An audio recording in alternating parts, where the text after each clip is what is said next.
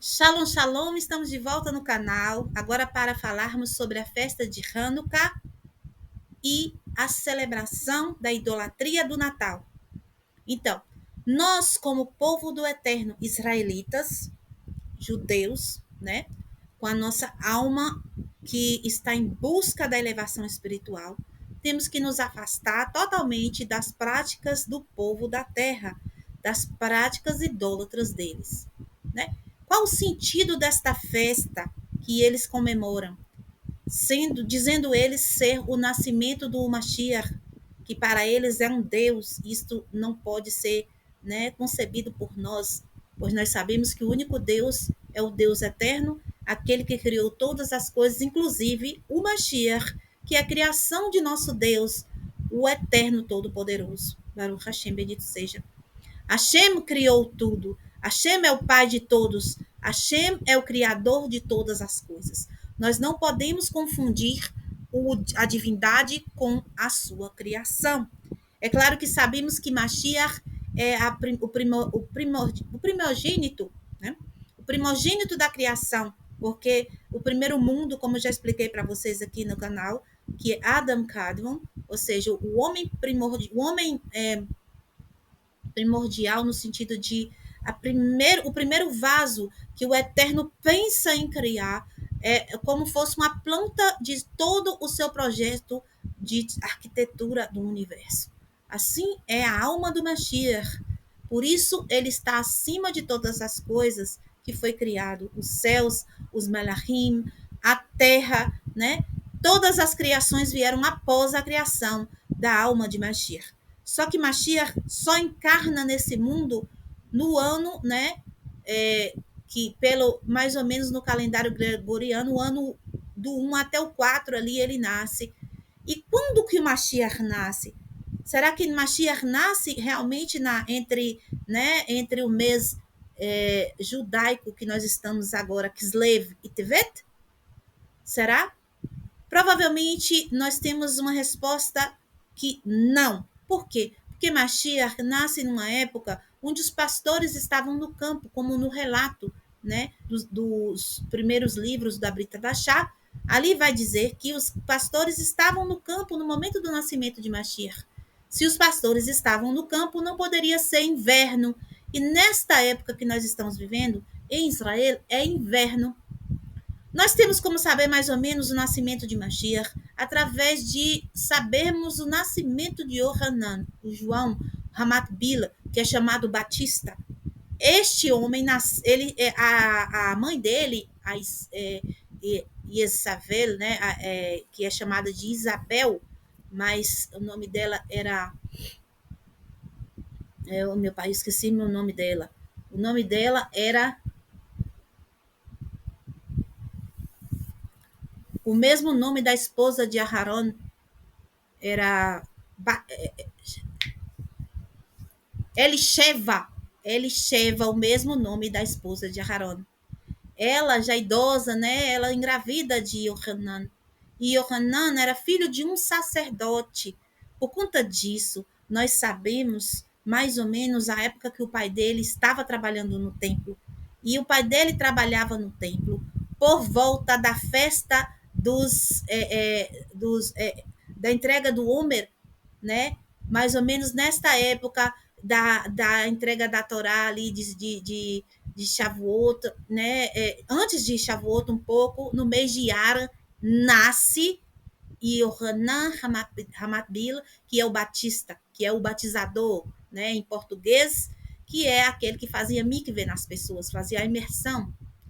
Ele nasce nesse mês. Interessante que esse mês é um mês, né, de julgamento severo, e ele vem com a mesma essência de Elias, de Eliarro, né? Eliarro tem essa essência do fogo. Eliarro é o Pinhas, aquele que pegou a lança e matou Zimri e Cosbi, né? É um homem de bravura. Então, nesse mês, essa essência, né, prevalece no ar, o mês de Iyar, também um mês que traz cura com a chuva, ou seja, ele nasce com essa essência de curar as pessoas através da água, ele faz esse trabalho de imersão nas águas, ele nasce nesse mês de Iyar. Então, se Yohanan Quando a mãe dele estava gestante de 6 meses, Miriam vai visitá-la, né? E ela já está gestante, né? Está ali no início da gestação. Então, Yeshua nasce depois, 9 meses depois, ou seja, 3 meses depois Yohanan nasce e 9 meses depois Yeshua. Então, Yeshua tem 6 meses de diferença, né, de nascimento de Yohanan. Quando a gente conta qual mês que Yeshua vai nascer, então, 6 meses depois de Ara, vai dar o mês de Sukkot, a festa de Sukkot. Interessante que exatamente que Yosef, ele saiu de seu lugar, né, para onde ele havia nascido, para fazer o quê? O censo. Isso é interessante, essa viagem que Yosef fez, né, porque a gente sabe que quando é as festas de peregrinação, as pessoas fazem essas viagens, lá em Israel fazia essas viagens. E Yeshua nasce no meio de uma peregrinação, porque é dito que o local onde ele estava lotado de pessoas, né? Não tinha lugar para hospedar, né? Fala assim que as hospedarias estavam todas lotadas. E outra coisa, a palavra que coloca ali como manjedoura em português, no hebraico não é manjedoura, no hebraico é tzra. Eu até pesquisei aqui no tradutor, a palavra siri, srif, zrif. E essa palavra zrif, ela significa cabana. Nós conhecemos suká como cabana, mas zrif, que é o que está lá na Brita da Chá, também é cabana. Ou seja, não é que ele foi colocado num coxo, né? Que a gente sabe que coxo para o animal comer. E aí eles retratam, né? Ele sendo pobre, né? Ali colocado num lugar, né? De miséria praticamente, né? Mas não, que tudo tem uma segunda intenção de denegrir a imagem de Yeshua. Vocês pensam que essas pessoas que criou essa religião maldita, que engana tanta gente até os dias de hoje, eles querem o bem de Yeshua? Não. Eles degridem a imagem de Yeshua, veste Yeshua de vermelho. Nós estamos estudando a Parashat que Esav quer matar, e Jacob Esav é o vermelho, Edom. Nós sabemos que os romanos, eles são descendentes de Edom. Eles são inimigos de Jacob, eles são inimigos de Israel, eles são inimigos de Yeshua. Pegaram Yeshua, judeu, e transformou em um romano. Colocou, então, pele clara como um louro, né? Olhos azuis, delicado, cabelos longos, porque nós sabemos que o cabelo da mulher, ela é. Então, na nossa tradição, as mulheres cultivam os cabelos. Contudo, os homens não, porque sabemos que a parte de trás do cabelo do homem é impuro. Então, o homem mantém o cabelo curto. À frente, os peiotes, sim, tem santidade. Então, geralmente, o homem deixa crescer. Yeshua, ele era ortodoxo. Ele não ia manter os cabelos longos. Ou seja, Yeshua ia manter os cabelos curtos e provavelmente peiotes na frente, com barbas, né, volumosas, porque Yeshua é judeu. Yeshua não é um europeu, né, com aquela pele delicada, com o olho azul, né, aquela barba fina, cabelos como de uma boneca, com a cara de vítima. Yeshua era duro na Torá. Nós temos passagens na Brita da Chá que mostra que Yeshua tinha fala firme quanto à Torá do Eterno, ele ensinava com dureza. Ele não era nenhum tipo de pessoa mole, não. Yeshua era duro na Torá. Yeshua era firme em suas palavras. Aqui no canal nós temos uma playlist sobre Yeshua. Vá lá e procure saber quem é o Yeshua verdadeiro. Ele não nasce agora, nesta época, ele nasce em Sukkot, porque é dito que o Eterno ia tabernacular conosco. O que é isso quer dizer? Que ele ia estar entre nós na festa de Sukkot. E através da vinda do Mashiach, o Eterno se mostra, se revela a seu povo. E é dessa forma que Yeshua aparece pela primeira vez. Em Sukkot, se você quiser comemorar aniversário de Yeshua, o local da festa é Sukkot. Mas não é nos ensinado, a tradução judaica não nos traz essa questão de comemorar aniversário, né? Nós sabemos que o único aniversário que aparece na Bíblia é do faraó. O faraó, qual é o símbolo dele? Do ego. E no aniversário do faraó, ele comemora matando alguém. É com morte que é comemorado o aniversário de faraó.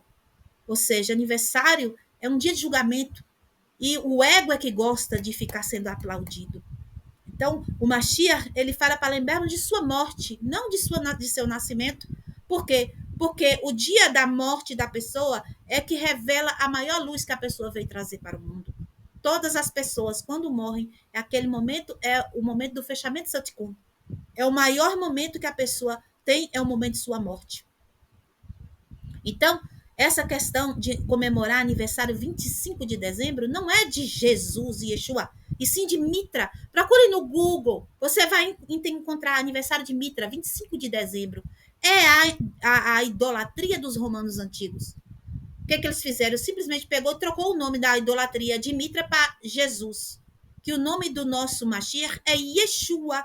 A letra J tem 700 anos. Tem 700 anos, não. Ela foi criada no ano 700. Nunca poderia ter sido o nome do Mashiach com J, porque o J foi criado 700 anos após ele ter nascido. O nome dele é com Yud, pois o nome dele é em hebraico. O nome dele é Yeshua, salvação, pois ele veio mostrar a Israel, ao povo de Israel, a luz da salvação e a toda a humanidade. Por quê? Porque Israel está espalhado no meio de todo o mundo e nisso Yeshua brilha para o mundo inteiro e de qualquer parte do mundo pode se ver a luz de Mashiach. E quem quiser ver as suas verdadeiras, ouvir suas verdadeiras palavras, verá e ouvirá, né? Então, esta festa não deve ser comemorada por nós, não deve ser nem mencionada em nossas bocas. Como nós podemos apagar o brilho dessa festa amaldiçoada de nós? Nós temos que aumentar o brilho de Hanukkah. Então, eu tive uma ideia aqui na minha casa e quero sugerir aos irmãos. Por que não fazermos troca de presentes em Hanukkah? Incentivarmos uns aos outros a nos alegrar, dando presentes, como fazíamos na idolatria. Por quê? Porque poderíamos nos alegrar com a idolatria e não nos alegrar com a festa do Eterno. Não é verdade? Então, nesse dia, à noite, você, ao invés de estar ligado, né, na idolatria, vai se ligar em Hanukkah.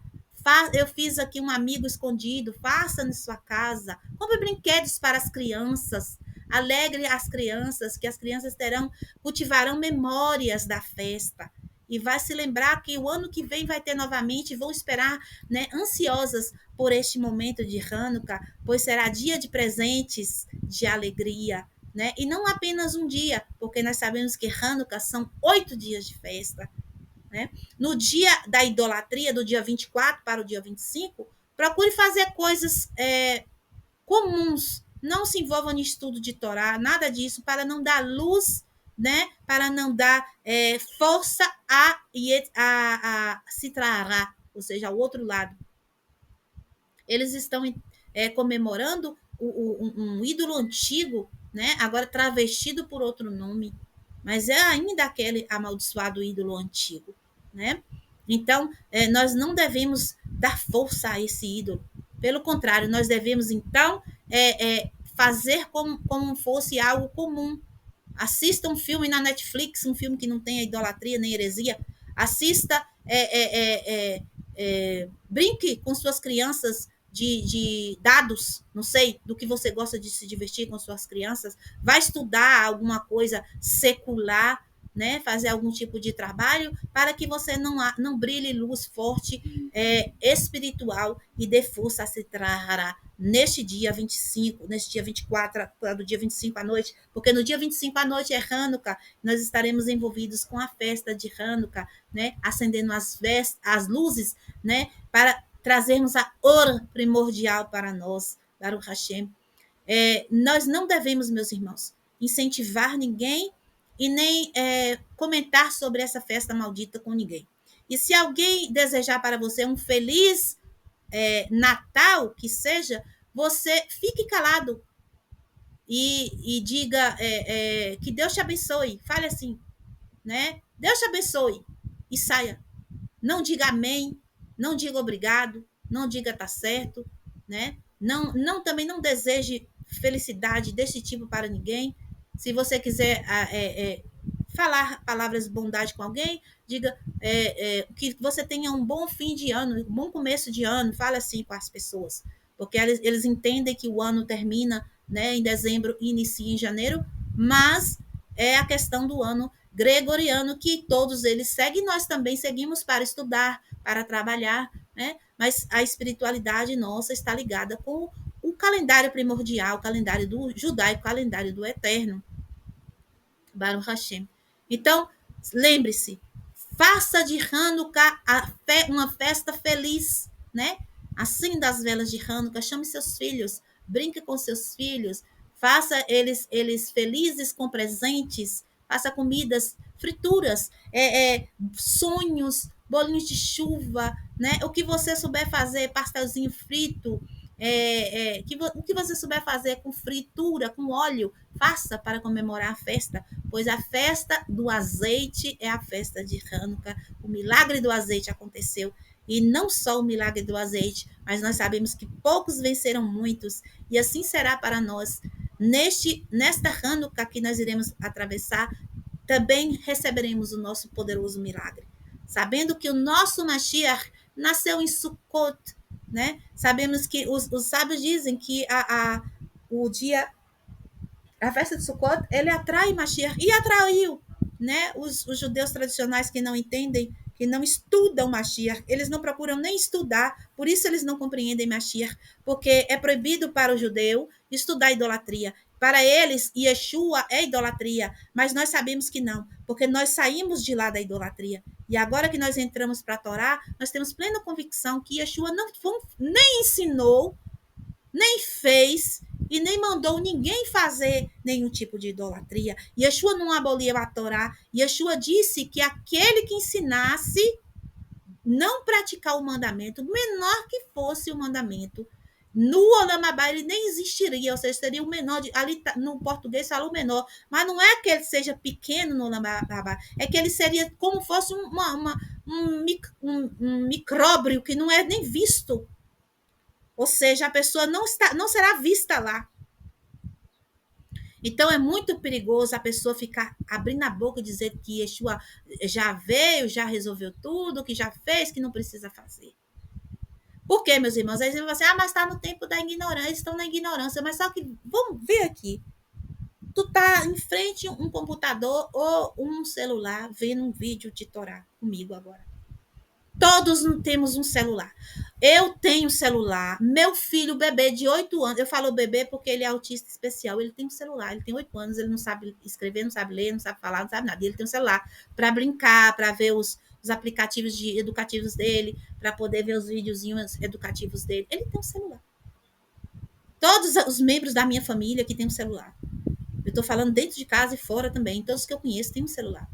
E todo mundo tem acesso à internet. Ou seja, no momento do julgamento de cada um de nós, será dito a essas pessoas que, por mais ignorante que fosse, eles tinham meios de sair da ignorância. Então, o Guéinan, como eu falei para vocês, ele é 60 vezes maior do que o paraíso. Não é à toa, né? Não é à toa que o inferno é 60 vezes maior que o paraíso. Por quê? Deve ser porque lá vai mais gente, né? Então vamos nos preparar para que nós não possamos ir para este lugar maldito, passarmos, né, uma temporada lá. E acontece de andares, que são 7 andares, e tem andares, inclusive os da idolatria, o 7º andar, é dito que não sai mais de lá. O próprio Yeshua disse que o fogo nunca se apagará, né? Então, se Yeshua disse que o fogo nunca se apagará, é que provavelmente nunca vai apagar, porque Yeshua não mente. Então, como eu estava dizendo para os irmãos, Yeshua, baseado, então, no nascimento de Yohanan, ele nasce em Sukkot. Então, Yeshua não nasce nessa data.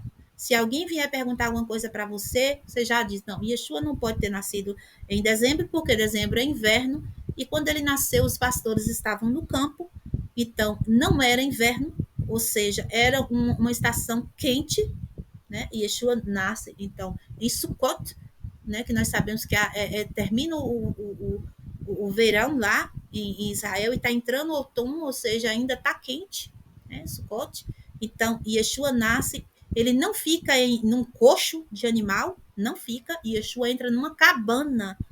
É numa cabana que Yeshua fica após nascer. Ou seja, ele simplesmente estava cumprindo a festa, ele já nasce cumprindo a festa. Yeshua não tem pecado, lembre-se disso. Então ele participa de tudo, de toda a tradição e lei do Eterno. Yeshua está em tudo, participando de tudo, inclusive dando sua vida no final como expiação para nossos pecados. Baruch Hashem. Por quê? Por que Yeshua faz isso? Por que ele tem que morrer? Porque ele sabe que o templo vai ser destruído pouco tempo depois que ele morre, que ele sai daqui. O templo, Jerusalém, né? A cidade vai ser destruída, vai ser tomada pelos romanos totalmente. E o povo vai ficar sem Corban Hatat, que é o Corban de pecado. E nós sabemos pela boca do Eterno que só existe expiação de pecado através de derramamento de sangue. Não existe maneira de perdoar pecado sem derramar sangue. A única maneira de perdoar os pecados é derramando sangue. Por isso que nossos irmãos tradicionais, eles usam galinha, galo em Yom Kippur, porque em Yom Kippur é o dia do perdão. E não há outro jeito, não existe outro jeito. O único jeito de perdoar pecado é com sangue. Então eles fazem a xerretá da galinha, depois eles se alimentam da galinha, mas eles utilizam aquele sangue como capará, faz o giro da galinha na cabeça e fala as palavras. Nós não precisamos disso, porque nós cremos no sacrifício de Yeshua, então nós utilizamos deste sacrifício em Yom Kippur, assim como lá em Hebreus fala que ele é sacerdote, né? Lá em cima ele é sacerdote, aqui embaixo ele é rei, lá em cima ele é sacerdote. Então, ele ressuscita e ele vai para o estado de sacerdócio, sumo sacerdote, lá em cima, no Mishkan celeste, porque lá em cima existe o templo sagrado. Quando o Yeshua voltar, não vai ser construído um templo aqui embaixo. O templo vai descer. Ele simplesmente vai descer dos mundos superiores e vai ficar no local do templo que foi construído por Shlomo e por Esdras, né? E por Hordos. Que Hordos ele faz uma reforma no templo que os romanos destroem. Então, Yeshua ele vai trazer o templo para baixo. Ele está no templo agora. Ele serve o Eterno no templo sagrado, lá em cima. Ele é o sumo sacerdote de Israel. E ele não reza só por nós que somos messiânicos, não. Ele reza por todo Israel. Na Haftará, é muito interessante a Haftará dessa semana. Vou ler aqui para os irmãos. Em Roshea, Oséias. Cadê aqui? Oséias, o capítulo 11. Baruch Hashem, capítulo 11, deixa eu ver aqui o versículo para vocês verem que interessante. Olha aqui, capítulo 12 de Rocheia, vou ler para vocês. Envolveu-me Efraim com mentiras e a casa de Israel com enganos, mas Yehudá ainda se comporta com obediência ao Eterno, é fiel ao Santíssimo. Olha o que quer dizer isso. Olha, Efraim, quem é Efraim? Efraim é o filho de Yosef, que nasceu no Mitzrayim, nasceu no Egito. Yosef, ele foi para o Egito, se tornou escravo, depois ele ficou preso, depois ele se tornou rei lá no Egito, segundo depois do faraó. Nós sabemos a história. E o que acontece? Nasce-lhe 2 filhos, Menashe e Efraim. E de Efraim é feito o primogênito do povo de Israel por Jacob. Jacob vindo, mas na frente nós vamos estudar. Ele faz Efraim o primogênito. Efraim é a tribo que está na diáspora. Por quê? Porque das 10 tribos, o que acontece? Nós sabemos que o povo de Israel, eles, depois do rei Salomão, Shlomo, ele tem uma divisão do reino. 10 tribos do norte ficam como um reino de Israel e 2 tribos do sul, que é Yehudá e Beniamim, ficam como o reino de Yehudá, de Judá. Então, essas 10 tribos, o rei da Síria invade lá. E o que ele faz? Ele pega a família, vamos supor, cada família ele separa a mulher do marido, ele põe a mulher para casar com um estrangeiro, pega o marido, põe para casar com outra estrangeira de outro lugar, de outro país. Pega os filhos e espalha em vários lugares, ou seja, ele separa as famílias, ele simplesmente destrói o povo nesse sentido. Por isso que as 10 tribos estão perdidas até hoje. Até hoje, um de nós aqui, que estamos aqui na Luz da Torá, fazemos parte de uma dessas 10 tribos que estão soltas pelo mundo inteiro. Ou seja, Efraim, ele está o quê? Perdido na idolatria. É isso que está sendo dito aqui. Efraim está perdido na idolatria. Efraim se tornou idólatra. Por quê? Porque para onde ele foi levado, ele se assimilou, saiu de sua tradição, saiu de sua religião e tornou-se igual ao povo da terra de onde ele foi. Ou seja, as tribos de Efraim, do povo de Israel, das 10 tribos, estão soltas pelo mundo, assimiladas com as religiões do mundo. Por isso estão comemorando o Natal, por isso estão comemorando o dia de bruxa, dia de São não sei do quê, dia de São não sei do quê. Por quê? Porque estão assimilados com as nações. Estes são Efraim, são das 10 tribos que estão soltos pelo mundo. Mas aqui diz o quê? Que Yehuda continua fiel. O que é judeu? Yehudim. São os judeus da tribo de Judá. Por isso que a maior parte dos judeus que nós conhecemos hoje como judeus que moram em Israel, que moram em outras partes do mundo, mas são tidos como o sangue judeu, é da tribo de Judá, da tribo de Benjamim, da tribo de Levi, que são as 3 tribos, né? Que Levi também estava em cima, mas Levi ficava em todos os locais do país, ou seja, Levi também está espalhado, parte de Levi. Então, o que é que nós entendemos nisso? Nós entendemos, meu povo, que Efraim, que é Israel, que é das tribos, as 10 tribos, está mergulhada na idolatria mesmo. Ou seja, Yehuda está fiel ao Eterno. Por isso que quando Yeshua voltar, ele vai receber os Yehudim, os judeus. Esses que não reconhecem Yeshua hoje, serão recebidos por Yeshua. Como Yosef recebeu seus irmãos. Yosef, quando ele recebeu os irmãos do Mitzrayim para comprar comida, ele ainda fez ali uma maneira de perceber se seus irmãos tinham feito techuvá, né? Ele fez um engano assim com eles, a questão de prender um, soltar o outro, para ver se eles tinham aprendido amar realmente o irmão e doar pelo irmão, cuidar do irmão, buscar a vida, manter a vida do irmão. Como eles Yosef queria ver se eles tinham aprendido a lição. Mas depois Yosef fez o quê? Abraçou seus irmãos, cuidou de seus irmãos, deu a terra de Goshem lá no Mitzrayim para eles. A terra de Goshem era a terra melhor que tinha, pastos verdes para o gado, né? Riquezas. E Yaakov, quando ele foi morar no Mitzrayim, foi os únicos tempos de vida de paz que Yaakov teve, que Yaakov passou 130 anos de sofrimento. Você vê que nessa porção que a gente estudou, né? Tanto sofrimento que esse homem enfrenta, é um irmão que, guardando mágoa de muitos anos, querendo matar com os dentes ele.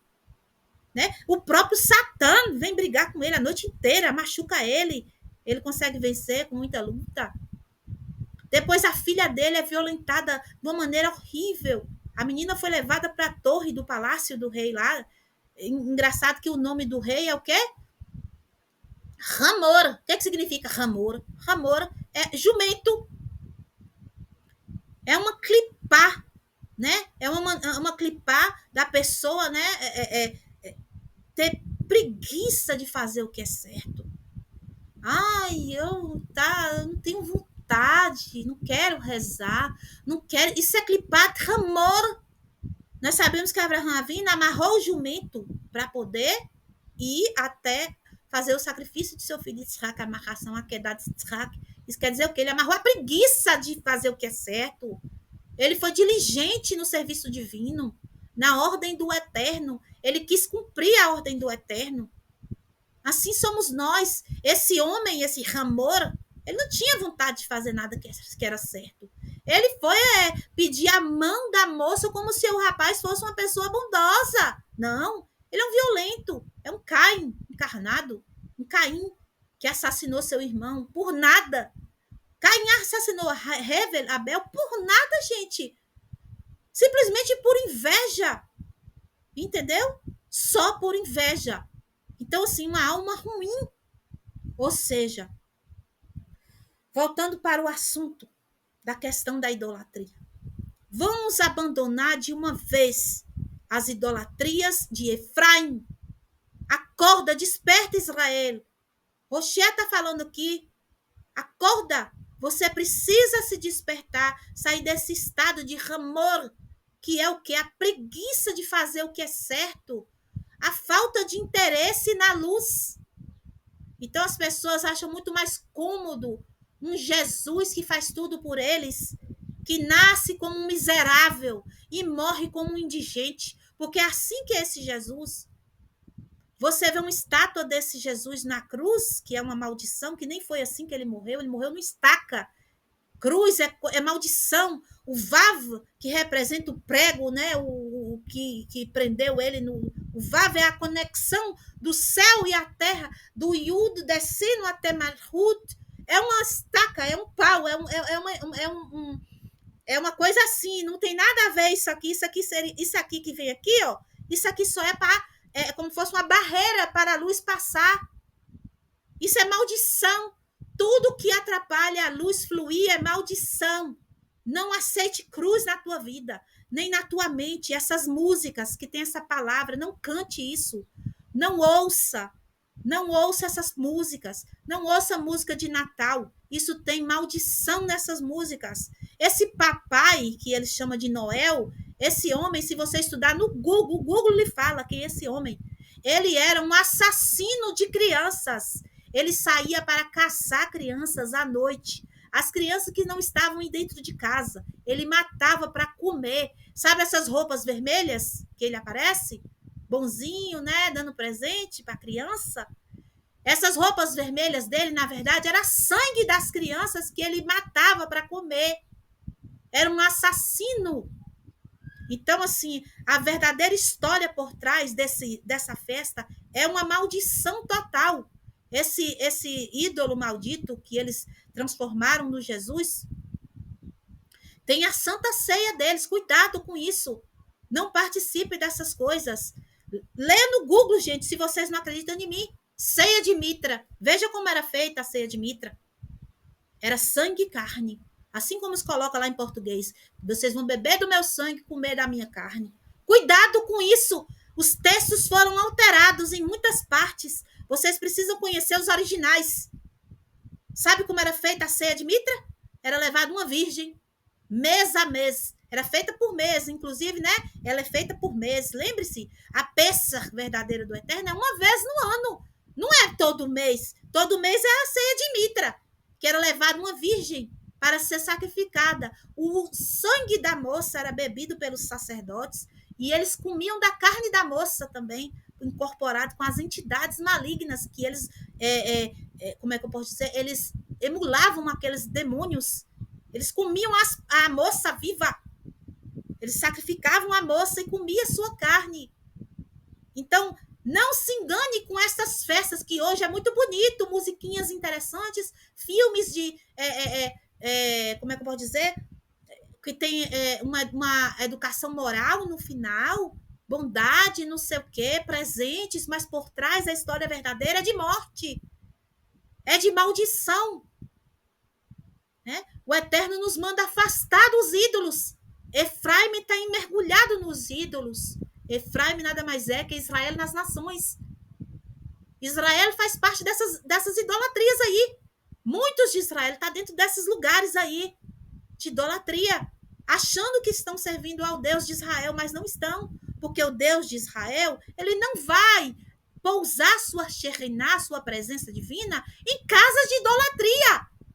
Nossa tradição, a lei, a Torá nos indica nem passar pela calçada da idolatria, desses locais de adoração a Mitra, porque não é Jesus, é Mitra. O nome é Mitra, só que eles trocaram o nome. Por quê? Porque o imperador Constantino, ele queria ter o poder do mundo todo, ou seja, civilizado, que era o Império Romano na época dele. Para isso, ele unificou a religião. E a religião dele misturada com alguma coisa que o povo queria. Então, ele misturou um pouco de judaísmo, porque não existe nada que é só maldade e não existe nada que é só bondade nesse mundo, a não ser a Torá do Eterno, que não é desse mundo. Então, tem que misturar a verdade com a mentira para que dê certo o negócio. Eu quero agradecer aos irmãos por estar aqui comigo, ouvindo essas palavras. Faça, por favor, como eu posso dizer, pense sobre isso, analise sua situação. Fale com seus filhos, fale com sua família. Não participe de nada disso. Que o Eterno abençoe a todos. Shalom, shalom, Lehitra.